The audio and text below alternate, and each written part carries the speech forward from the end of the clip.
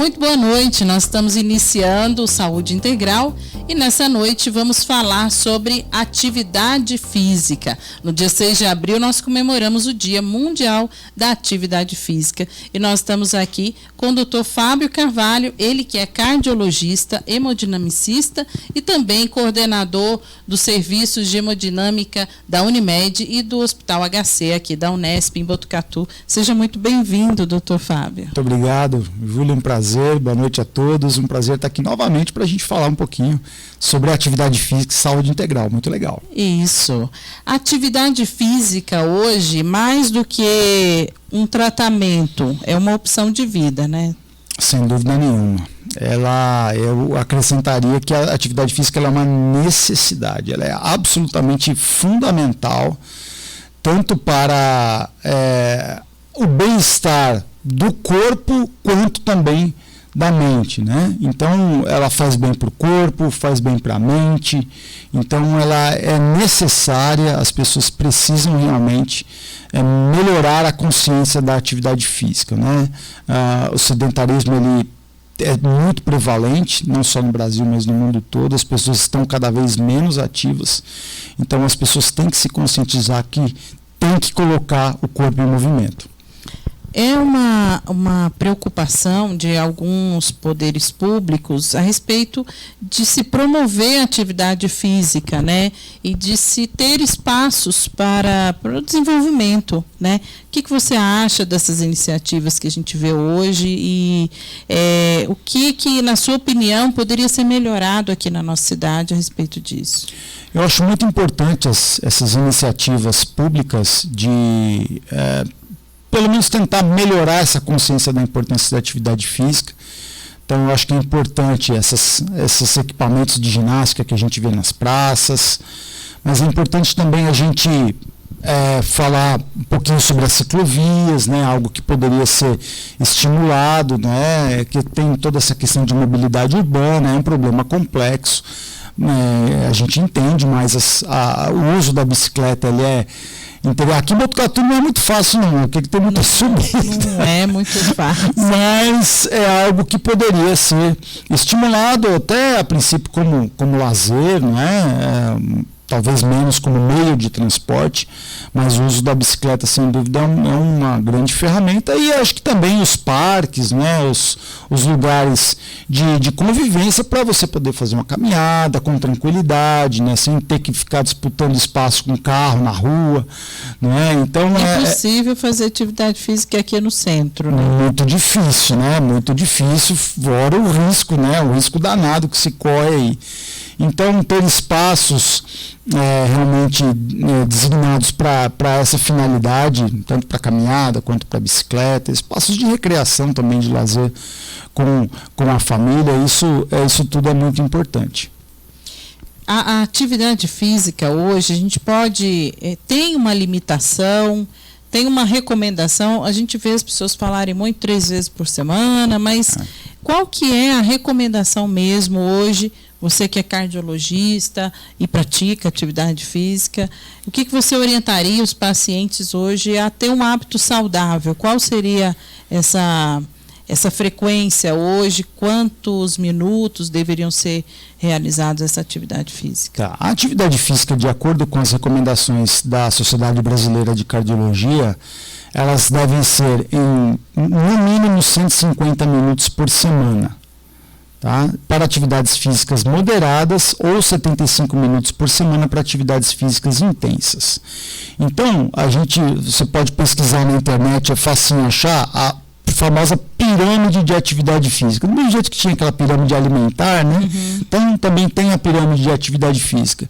Então, a gente vê lá na base da pirâmide de atividade física a substituição, muitas vezes, de atividades diárias que a gente acaba tendo uma comodidade bem maior e que a gente poderia substituir por mais movimento. Por exemplo, você para o carro, a gente procura parar o carro mais próximo. O mais próximo possível. Se puder dentro do prédio. Se puder, dentro de onde a gente vai. Poxa, então por que você não pode parar o carro um pouco mais para frente e ir para o seu local de trabalho caminhando, por exemplo? utilizar mais as escadas ao invés dos elevadores. Então, são atividades pequenas do dia a dia. Guardar o controle remoto. Guardar o controle remoto, um ótimo exemplo. Não é? Então, essas atividades a gente deve incentivar todo o tempo. Isso, vamos dizer assim, não entra nessa conta, mas é importante como movimento. Para a atividade física programada, para o exercício físico, né, a gente dividiria em 3 vezes por semana para atividades aeróbicas, o famoso treino de cardio. Agora a moçada fala treino de cardio. Quando me falaram, eu falei, o que é treino de cardio? Não, é correr, pedalar, falar, tá, atividade aeróbica. Então, o exercício aeróbico seria em torno de 3 vezes por semana e tem entrado ou sido cada vez mais confirmada o benefício da atividade de resistência, do treino de resistência como a musculação. Né? Então, esse treino deveria entrar também pelo menos umas 2 vezes por semana. A musculação é muito importante para você aumentar a força, a flexibilidade e quando a gente pensa no envelhecimento, ele vai diminuir a sarcopenia, que é a perda muscular com a idade. Então, ele vai melhorar demais a qualidade de vida da pessoa idosa. Então, isso não é que o idoso precisa ir para a academia para colocar uma barra nas costas, mas ele pode fazer um exercício com o peso do próprio corpo, com um elástico, com um bastão, com um aparelho simples e que vão possibilitar essa pessoa não ficar musculosa, mas fazer um teste simples. Levantar sentado da cadeira, levantar sentado do vaso sanitário, levantar sentado da cama. Ter autonomia, né? Isso é absolutamente fundamental. A autonomia do indivíduo idoso é um ponto muito importante. É delicado. Então, a pessoa ela ganha isso com atividade física, especialmente com treino de resistência, e lá na pontinha da pirâmide é você ter o menor tempo possível com televisão, com celular, com as famosas telas, com as luzes, não é? E passar uma boa parte do seu dia fazendo movimentos simples e também reservando um tempo para atividade física programada. A gente vê, hoje em dia as casas estão com frigobar no quarto, a TV no quarto, né? Você está ali com o celular no quarto, então cada vez mais as pessoas estão se restringindo, né, a ter atividades. Como você passa o dia todo com uma atividade, a semana toda com uma atividade de trabalho ou educacional muito intensa, a vontade que as pessoas têm é de ficar em casa, de preferência deitadas, né? Esse estímulo aos passeios em lugares públicos, em lugares ao ar livre, é um estímulo também para a atividade física, né? Sem dúvida, isso é muito importante. A gente também tem que reconhecer certas conquistas, não é? Na vida, como as zonas de conforto. Até uma vez eu brinquei com um amigo meu, falei, poxa, a gente tem que sair às vezes da zona de conforto. Esse meu amigo brincou e falou, mas eu demorei tanto tempo para chegar nessa zona de conforto, agora você está querendo me tirar a bola. Então, a gente não vai aqui falar contra a pessoa ter o seu controle remoto, poder ficar deitada, poder ter o seu período de descanso, que também é muito importante, né? Mas não fazer disso um estilo de vida, não é? Quer dizer, chegou em casa, joga tudo para o lado, se esparrama no sofá e lá pega o controle remoto e fica lá 2, 3, 4 horas, né? Então esse é o problema, né? O problema não é você ter o aparelho, o celular, a gente falou mal da tela aqui também. Então o problema não é você ter esses dispositivos, o problema é você fazer um uso excessivo deles com um tempo que vai te roubar daquele tempo que você deveria ter para cuidar do seu próprio corpo. Então é importante, as atividades, a gente vê muito, né, as academias estão cada vez maiores e espaços fechados, mas também é muito importante a pessoa sair, fazer uma atividade ao ar livre, não necessariamente num parque, enfim, mas se ela puder fazer uma caminhada na rua com segurança, né, numa calçada, enfim, ela sair, estar no ambiente externo também é muito melhor do que estar num ambiente fechado. Isso é muito importante. mesmo, você falou da pirâmide, né, da atividade física, mesmo para a pessoa obesa, é necessária musculação também? Você tinha comentado comigo se existe alguma limitação, né? Então, não existe limitação, nenhum tipo de limitação, qualquer que seja ela, para nenhum tipo de atividade física. Né? Mesmo os indivíduos que têm alguma limitação no aparelho locomotor, osteoarticular, né? Tem uma limitação, uma dificuldade para caminhar, já tiveram fratura, tal, enfim, já tiveram cirurgia, tal, não existe limitação. Pessoas que já tiveram problemas sérios, problemas de saúde, cirurgia no coração, não tem impedimento nenhum. É muito importante aí a supervisão de um profissional capacitado, né, seja um médico que vai ajudar a prescrever, seja um profissional de educação física, né, um professor que vai avaliar esse indivíduo, vai quantificar esse grau de limitação e vai prescrever a atividade física de modo que ele consiga obter o ganho, obviamente sem ele ter um impedimento da sua limitação. Né? E no caso das pessoas obesas, a literatura científica ela tem também confirmado o benefício do treino de resistência, do treino de musculação no processo de perda de peso. Porque quando o indivíduo ganha massa muscular, ele pode não ter uma diferença tão significativa assim na balança.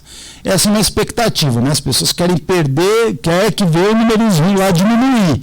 Estou fazendo atividade física e não estou emagrecendo. Não estou emagrecendo, mas se você está mudando a composição corporal, diminuindo a porcentagem de gordura e melhorando a porcentagem de massa magra, de musculatura, sem dúvida nenhuma isso é muito bom, porque você também aumenta a taxa de metabolismo basal, né? Então seu corpo ele vai precisar de mais energia para manter as atividades essenciais, respiração, frequência cardíaca e tudo mais. O indivíduo com mais musculatura ele tem um metabolismo basal maior, isso também ajuda tanto a perder como a manter o peso perdido também.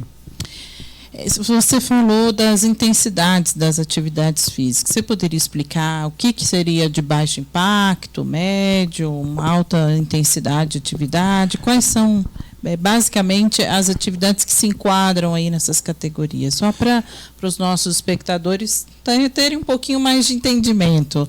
Onde é que eles vão começar, vamos dizer assim? A gente usa um pouquinho também, foi bom você ter comentado isso, a gente usa um pouquinho, um dos parâmetros é uma escala de percepção subjetiva de esforço.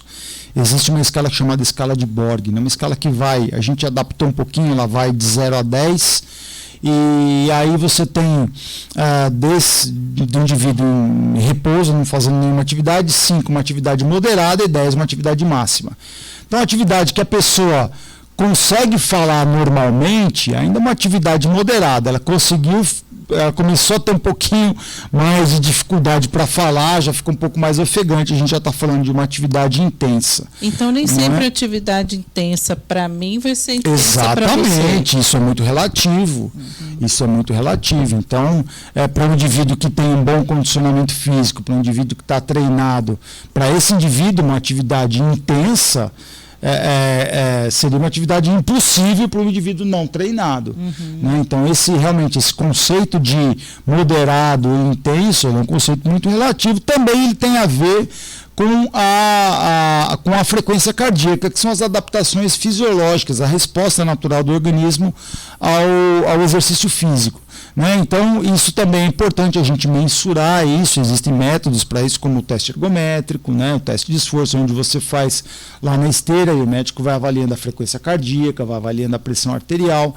Então, você consegue também, através da frequência cardíaca, ou da porcentagem da frequência cardíaca, estabelecer o que é atividade moderada e o que é atividade intensa.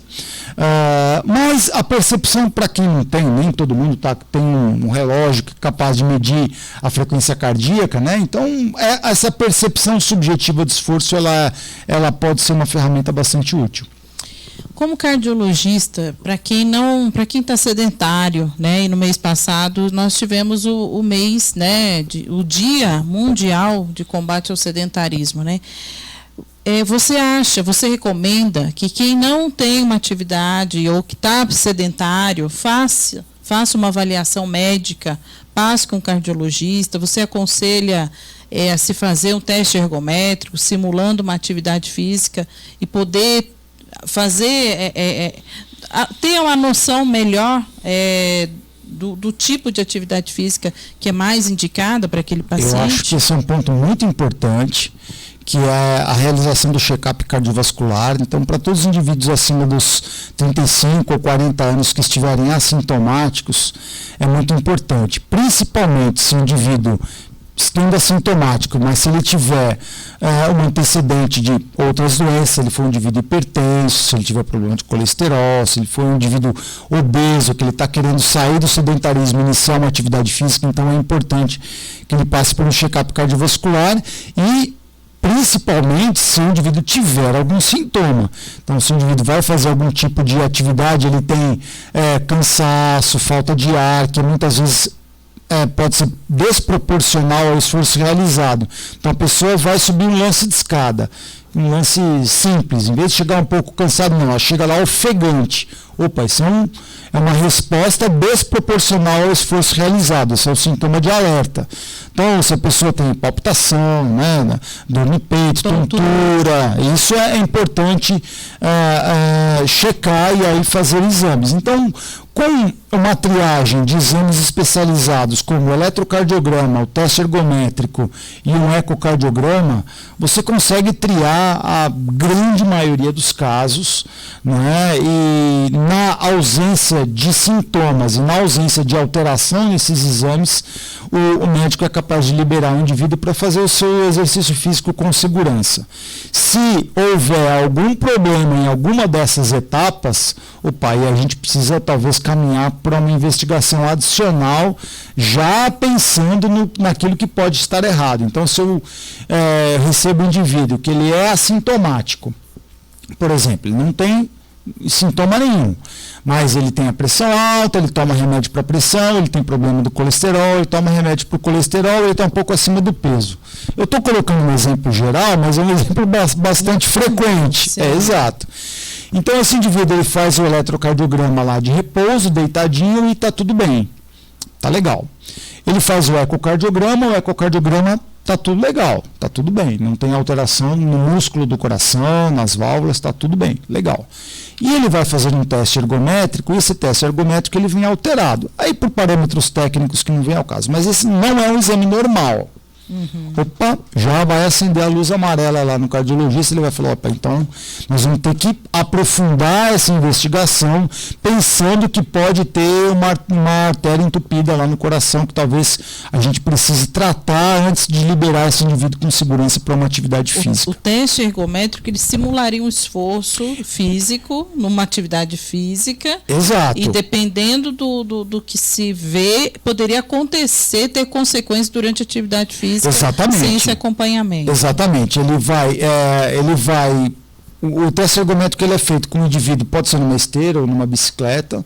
Ele é acompanhado tanto o traçado do eletrocardiograma contra a pressão arterial, para a gente avaliar não só a resposta da frequência cardíaca, mas no traçado do eletrocardiograma se existe alguma alteração, e também o comportamento da pressão arterial. E esses parâmetros, eles nos dizem se existe alguma coisa errada ou não, e se a gente precisa aprofundar a investigação. Muito bem. Acho que a maior dificuldade, assim como a gente falou no programa da obesidade, é a mudança do hábito de vida, né? Essa viradinha de chave. Você acha que ter um hábito de vida é um processo educacional? A gente já poderia fazer isso com as crianças desde a primeira infância, até essa preocupação, esse hábito da atividade física planejada mesmo, né? Como um processo educativo, né? Da importância da atividade física, e construir isso com a criança. Sem dúvida nenhuma. Eu acho que isso é muito importante. Se a gente for olhar com cuidado os números de sobrepeso e obesidade nas crianças, eles têm aumentado ao longo dos anos. Então, uma parte de toda a população que está em faixa de sobrepeso e obesidade, ela é da população infantil, né? E a gente ainda não sabe o impacto disso lá na frente, mas a gente tem a estimativa de que isso pode ser bastante perigoso.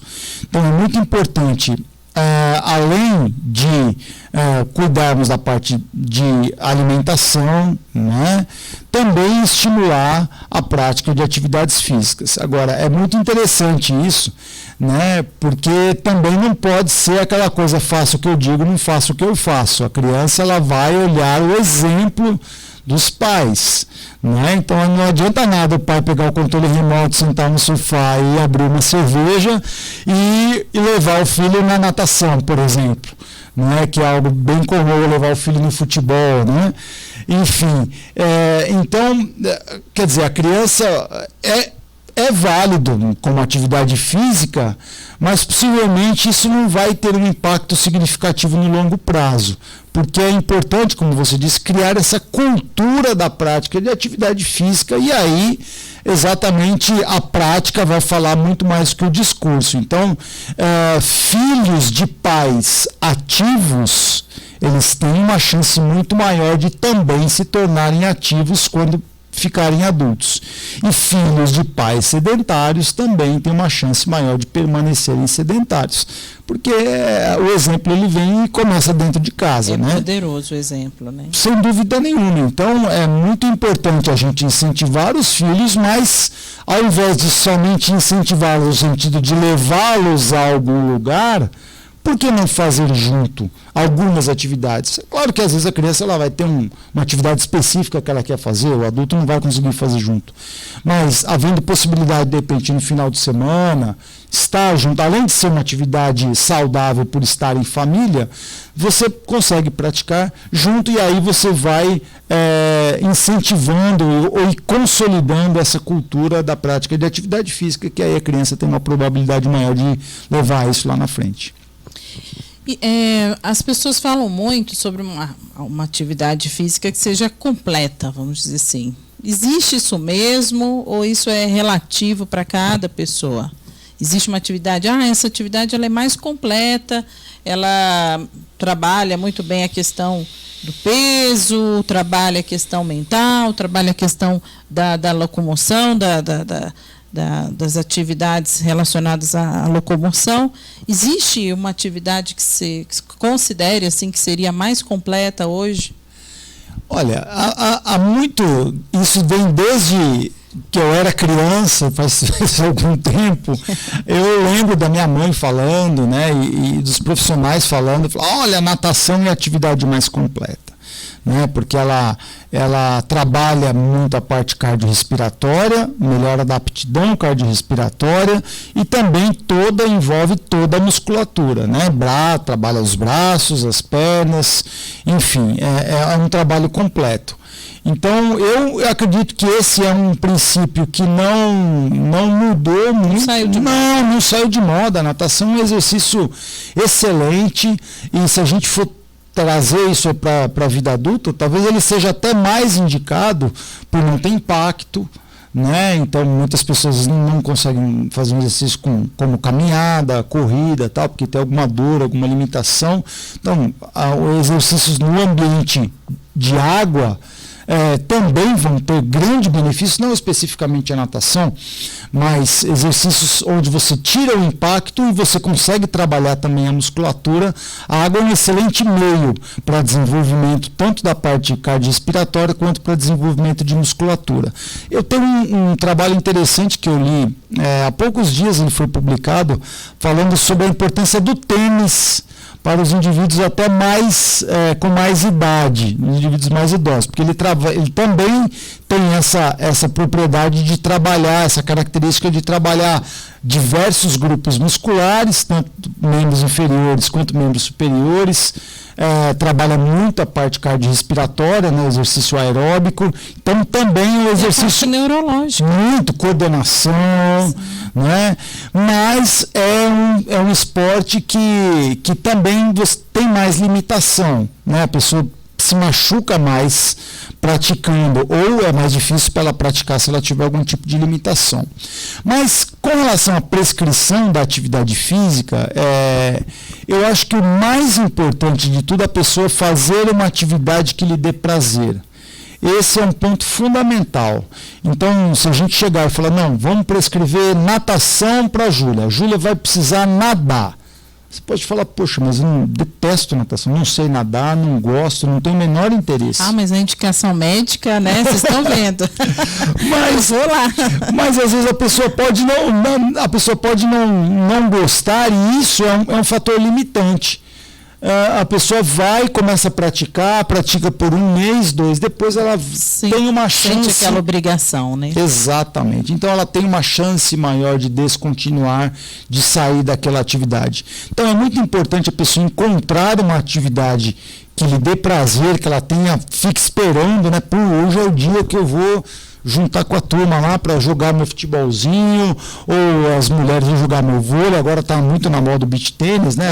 Vou jogar o beach tênis, ótimo, excelente. Então é muito importante ter uma atividade prazerosa e havendo a possibilidade de conciliar uma atividade completa, também é muito válido. Você falou do tempo, né, de atividade física em torno de 150 minutos por semana. Isso. Aqueles esportistas de final de semana, é mais prejudicial ou também tem um benefício? Essa é uma pergunta interessante.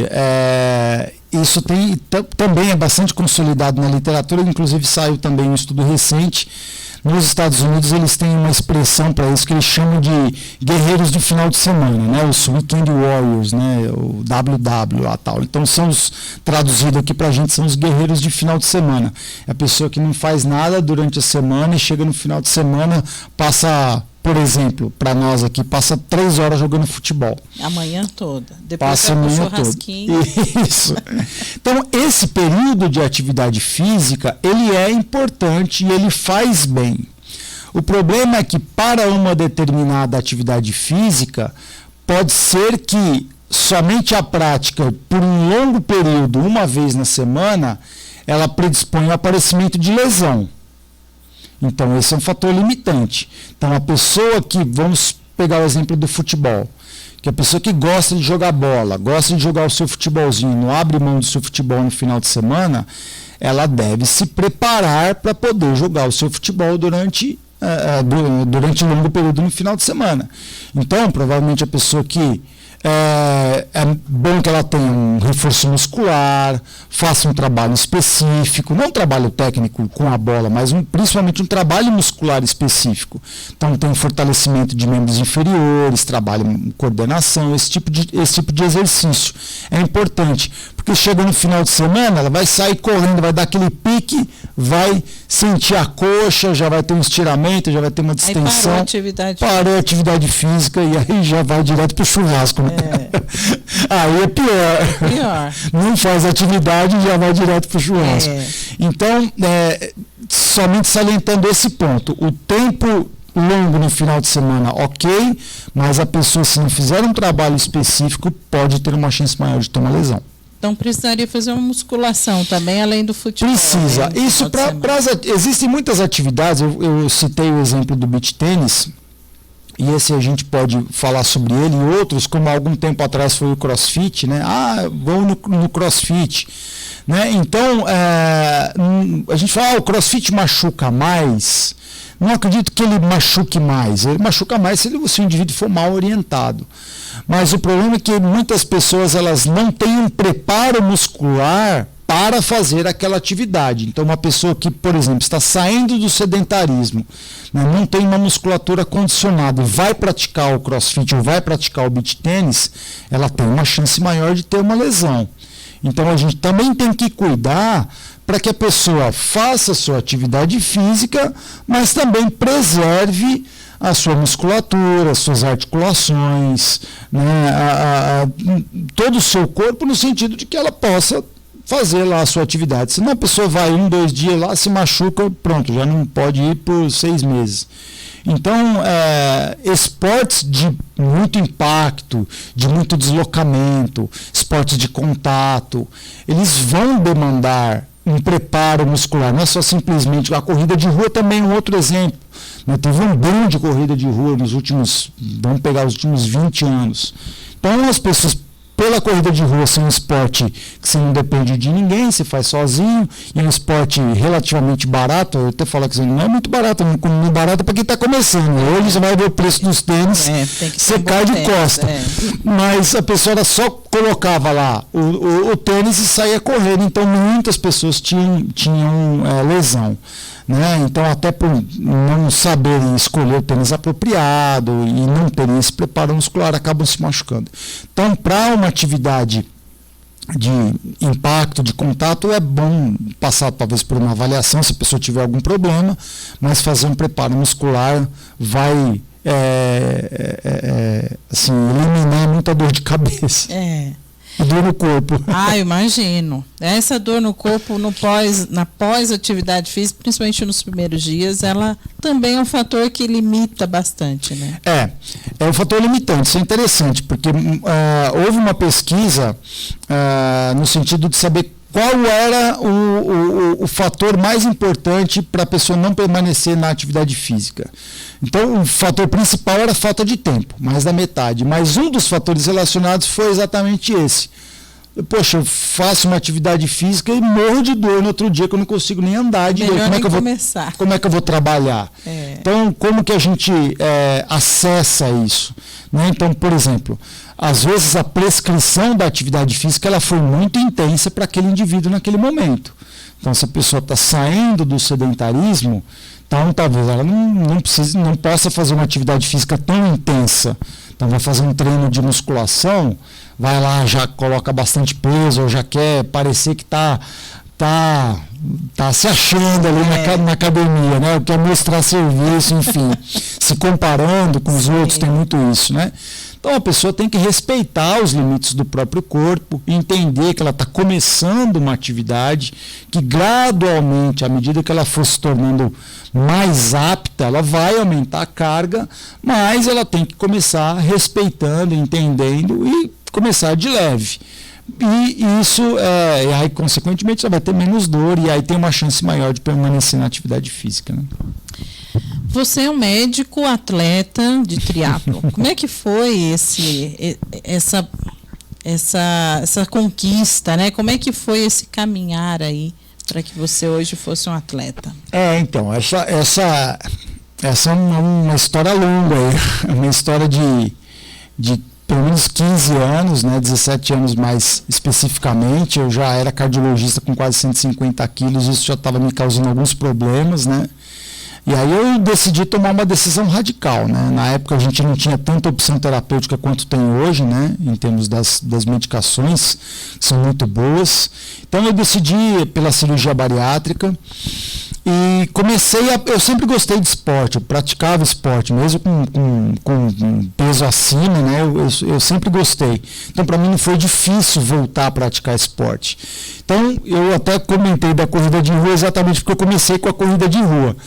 Então eu comecei a correr provas curtas de 5, 10 quilômetros, e isso foi um fator importante, aumentar gradativamente as distâncias, né? Não já querer começar correndo uma maratona, mas aumentando progressivamente, mas mesmo assim fazendo um trabalho gradual, eu tive uma lesão muscular que me tomou 6 meses praticamente até eu me recuperar, tinha uma tendinite e tal, enfim, fiquei em fisioterapia. E nesse meio tempo uma pessoa me falou, poxa, por que você não faz triatlo? Eu nunca tinha parado para pensar, eu nem conhecia na verdade. Há 10 anos atrás o triatlo não era tão difundido quanto é hoje. Hoje teve um boom, né? Mas eu comecei, não tinha nenhum equipamento ainda, não tinha mais bicicleta só andei quando era criança. E também não tinha mais prática nenhuma na natação, também tinha nadado só um pouco, não tinha uma história na natação. Mas aquilo me chamou a atenção e eu voltei a praticar as modalidades do triatlo, na natação, o ciclismo, e depois, à medida que eu fui melhorando da minha lesão, voltei para a corrida de rua, mas numa intensidade menor. E aí eu comecei a participar das primeiras provas, muito incentivado por um grupo daqui da cidade que praticava triatlo naquela época, e nós formamos um grupo de amigos e começamos a praticar, e aí eu peguei muito gosto, assim, aqui eu me apaixonei, e aí fui também aumentando as distâncias progressivamente, né? Então fui desde as provas de triatlo mais curtas até as provas de triatlo mais longas, né? E aí eu estava com supervisão de um treinador que ele prescrevia todo o treinamento e me orientava nas provas também. Então eu cheguei num ponto em que eu participei do chamado meio Ironman, que é uma prova de triatlo onde você tem 1.900 metros de natação, 90 km de ciclismo e 21 de corrida. No mesmo, né? Sai de uma modalidade e já começa a outra. Só de imaginar eu já fiquei cansado. Pois é, aí eu já tinha participado dessa prova aí algumas vezes, eu tinha feito umas 7, 8 vezes. Aí o meu treinador na época, ele falou, poxa, você tem que fazer o completo, você está fazendo o meio, né? Subentende-se que você já esteja apto a fazer o completo. Eu falei, puxa, mas aí é outra pegada, né? Aí é diferente. Mas eu topei, assim, eu topei o desafio, conversei em casa, conversei no trabalho, você tem que fazer algumas conciliações ali para não ter problema, porque o tempo de treinamento ele é muito longo, né? Muito sacrificante, assim. Então aí eu fiz o Ironman Brasil, no ano 2017. O Ironman é a maior prova de triatlo que se pode fazer ao longo de um dia. Então é o dobro do meio que eu tinha te falado. Então são 3.800 metros de natação, 180 km de ciclismo e 42 km de corrida. Nossa. Então eu fiz em 11 horas e meia. Nossa. Né? Então esse para mim foi assim, o desafio extremo, assim, esse foi o maior desafio que eu já fiz do ponto de vista esportivo, né?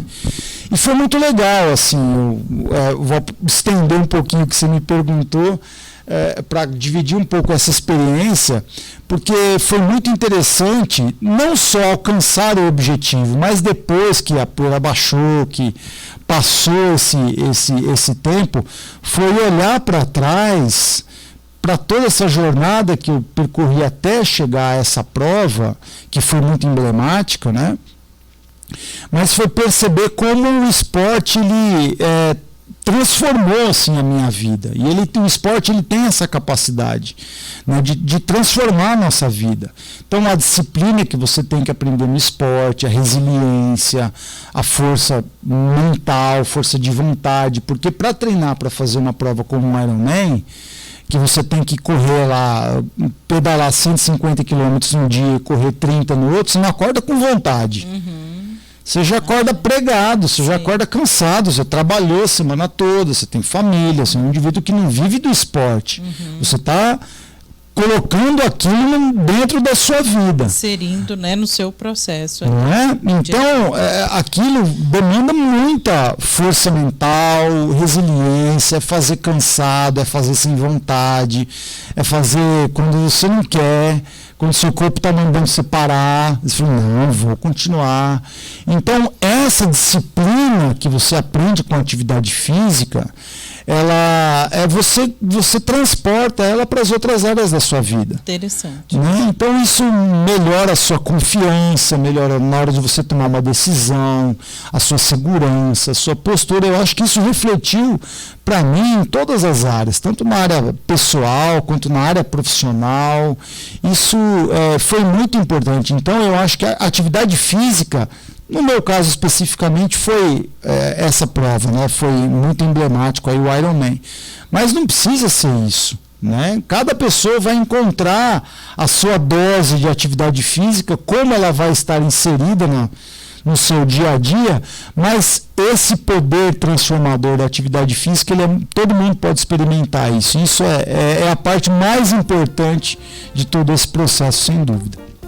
Incrível, né? Um exemplo aí para a gente se inspirar. E esse foi o Saúde Integral, né? Mais um aqui da nossa semana. E nós esperamos você na próxima semana aqui conosco, na nossa no Saúde Integral aqui com a gente.